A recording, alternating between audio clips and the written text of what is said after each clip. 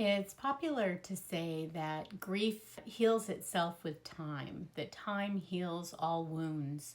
Just keep plodding along and eventually it will get better. But for any of us who've experienced grief that's lingered for longer than we expected it to, we know that is in fact not true. So, hi, welcome to Healing from A to Z with Masterful You and KB. I am Chris Burke, and we're going to be talking about grief from a different perspective today. Over the years, I've worked with a lot of people, including myself, on healing from grief that society and family would have said wasn't ours to have. Meaning, let's say that you were in a marriage that was dead or suffocating or just empty, and you decided that you needed to get out, that you wanted to give yourself a chance for a more meaningful connection, and you asked for a divorce. In our society, oftentimes, and I've talked to so many people who had this same experience that I had, you're not really expected to grieve. Because after all, you're the one who asked to leave. So you're expected to be fine. In fact, to perhaps feel a little bit guilty, maybe a little bit ashamed, but not to feel sad. And of course, the truth is that when somebody is in a marriage that they realize isn't working for them, or a career, or a friendship, or, in a body that's unhealthy and breaking down, in any of those situations, the experience of getting to the point of realizing I can't live like this anymore is heavy and it is sad. And in fact, there is a grieving process that needs to happen as part of our healing and our ability to move forward. What we're not often told about is that if we don't take the time to do this grieving, to give ourselves the opportunity to be sad about the dream, the hope, the image of what life was going to be that never happened, if we don't give ourselves a chance to grieve that, then we aren't able to move on with a clean slate and to have a different experience. In fact, what we end up doing is dragging along not only the unconscious patterns that led us to make choices that ended up not proving to be what we wanted, but also dragging along now the sadness that has not been expressed. Okay, sorry about that. My dog needed a bathroom break at exactly the wrong time, but she's out doing that now. Probably going to have another interruption soon.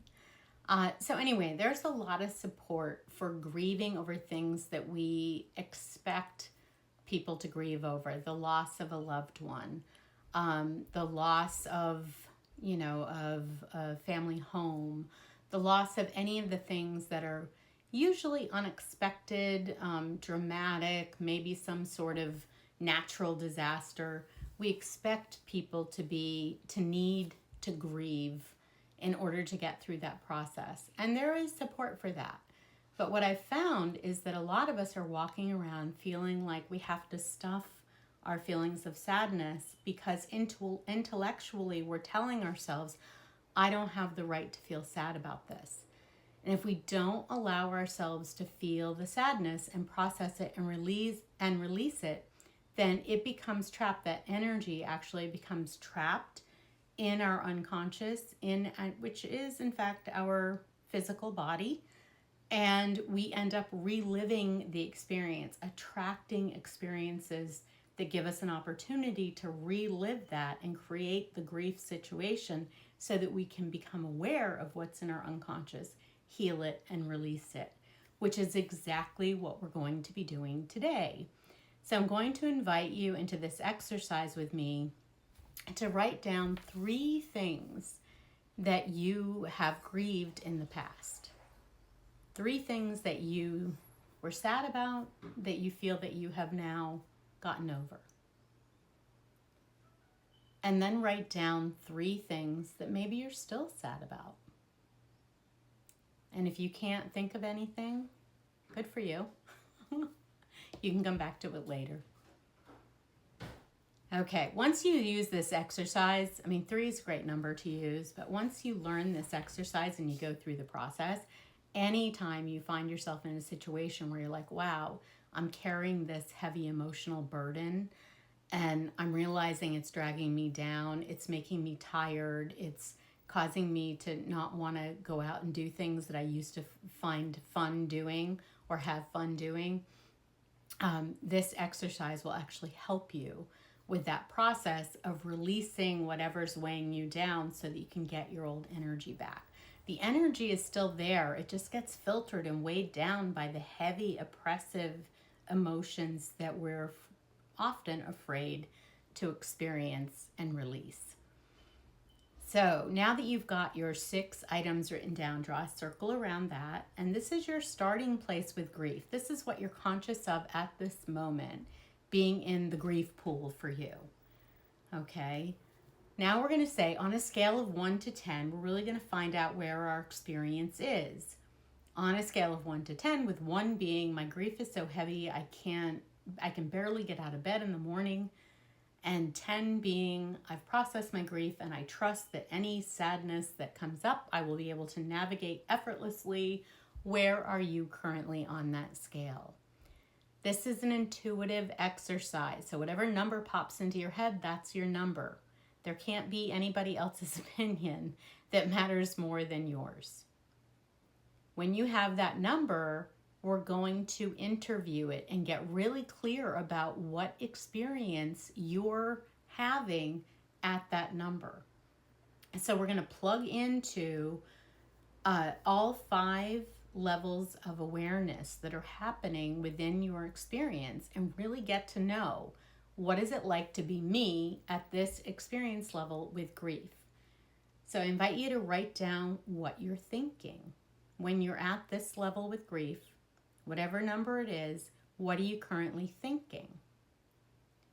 What are you feeling? What are your emotions? Obviously sad, but the more descriptive you can be, the more insight you'll get into it. What are you saying and doing about this topic to yourself and to others? Are you talking about it? Are you hiding it? Are you telling yourself you should be getting over it by now? What's the self-talk? What action are you being driven to take or not take as a result of these grief markers, I guess we'll call them.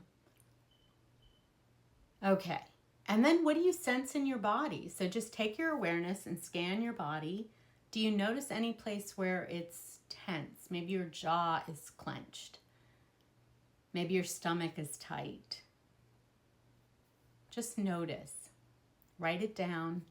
And then finally, at this level of experience in relationship to grief, what do you know is true about you and your experience? Whatever pops into your mind, just write it down. There's no right or wrong, good or bad. What we're doing is getting to know what's going on in our experience so that we can change that experience and improve it if we choose. If you love being in the experience that you're in right now, great. Stay in that experience. But if you would like to improve your experience, I'm about to guide you through the process of doing that. So the next step is to choose where it is that you're going to go. Where is your destination with your grief experience? This is kind of a short-term destination because, a lot of times I recommend people choose 6, 7, 8.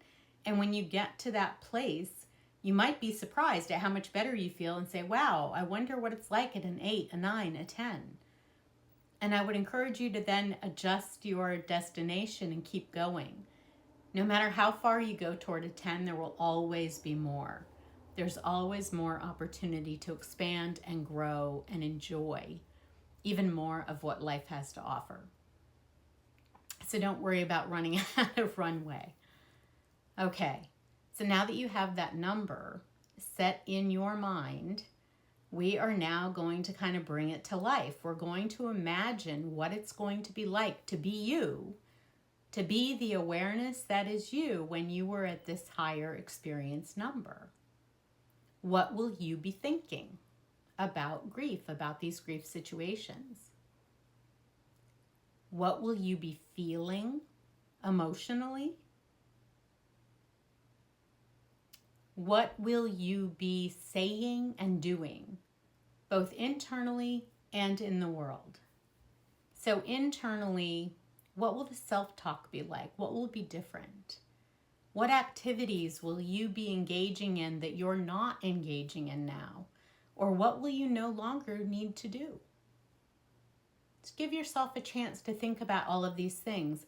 I'm sure you can tell in my energy or in my voice, in my presence, that there's no judgment at all. This is about us getting to know ourselves and to understand where we are and where we're going, right? And because we haven't had a map and a compass like we're kind of working with here, it's most of us, we're going around in circles feeling partially blindfolded. So if you've been feeling that way, welcome to the human experience. That's what's been going on here. Now we're going to decide to be much more mindful and intentional about what our experiences are, because we have the tools to get to know more of what's going on inside our own experience. Less focus on how things appear to us and to other people, and more focus on the truth of what's happening within our own experience. Okay. So we're going to go all the way through. What will you be thinking? What will you be feeling? What will you be saying and doing?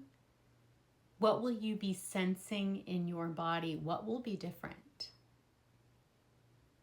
And finally, what will you know is true about yourself and your grief experience when you are at this higher number? Let your intuition talk to you. Let it paint a picture that's lovely. If you have any sense of loss or fear about, oh, I don't want to let go of my sadness, who will I be if I'm not still sad about whatever the situation is? Let me reassure you that the more you nurture yourself and the more you move into a positive experience, the more you will have, the more energy you will have to contribute to the people that matter to you, to contribute to yourself, to create a life that you genuinely love. Oftentimes, we become convinced that the heaviness that drags us down is somehow keeping us safe. It starts to feel like a comfort zone, a security blanket. So we really want to pay attention to thoughts like that, because you can also be comfortable at a higher number experience on the scale where things are just working better in your life and you have more joy. And after some time, you will find out, wow, I'm comfortable here. We're only comfortable in the heavier energy when that's been our experience. Once we become comfortable in the new energy, that becomes the comfort zone. And so we just have to give ourselves permission to experience something new and give it enough time for that newness, that lightness, that joy, and returning to the excitement for life starts to feel normal, starts to feel comfortable. It will inevitably happen.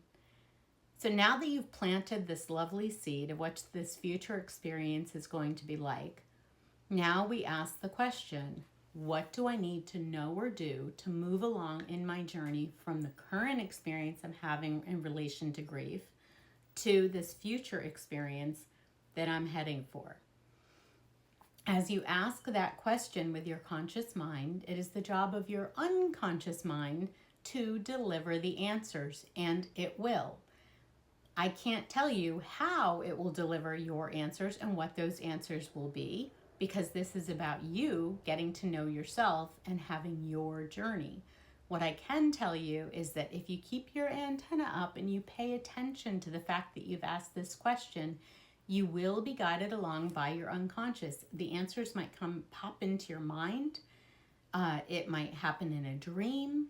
Somebody you know might say something or do something that all of a sudden you're like, oh, that's what I was looking for. You might see an ad to a class that's coming up, or a dance that's happening, something that gives you an opportunity to play again, to have some fun, to lighten up your energy. Just keep your eyes open and your heart available to the opportunities that show up. If you would like guidance and support on this journey, please check out masterfulyou.com. We have all kinds of great resources available to you there. We love to support your journey. We struggled mightily with our own journeys, which we continue to move along on. And so we love to be able to support others in their process as well. Also, on Fridays, my dear friend and colleague, Judy Forder, and I do a weekly wrap-up for the letter of the week. And we will put the link both to that live show and the recording after we've gone live in the description below. If you've enjoyed being here on this journey with me and getting to know your own brilliance, please like, share, and subscribe to this video. Any questions that you have or comments, we'd love to hear from you. Please put them below. Thank you for spending your precious time with me today. And most of all, thank you for being you.